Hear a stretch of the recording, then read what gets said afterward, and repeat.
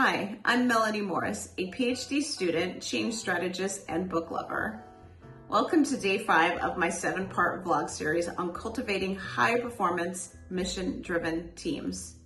We talked about courage and trust and emotional intelligence, but today we turn to something deceptively simple and often deeply uncomfortable. That's feedback. For me, this topic hits close to home. Over time, my relationship with feedback has evolved. What once felt like judgment, I now see it as data. What I mean is I see it as valuable input that helps me grow and lead more intentionally. Thanks for the Feedback by Douglas Stone and Sheila Heen reframes how we think about feedback, not just how we give it, but how we receive it, process it, and apply it. In high-performance teams, feedback is part of the rhythm, but even well-intended feedback can feel hard to hear, especially when it feels personal.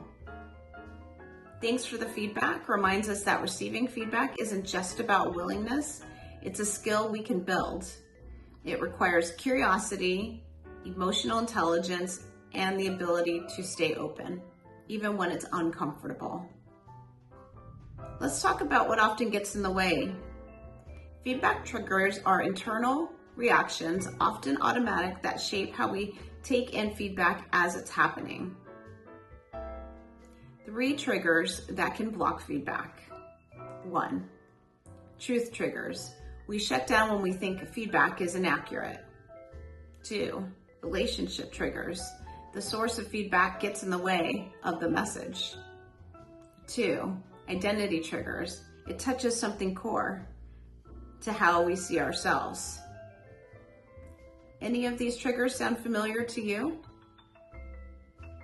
These reactions are common, but they don't have to be culture defining.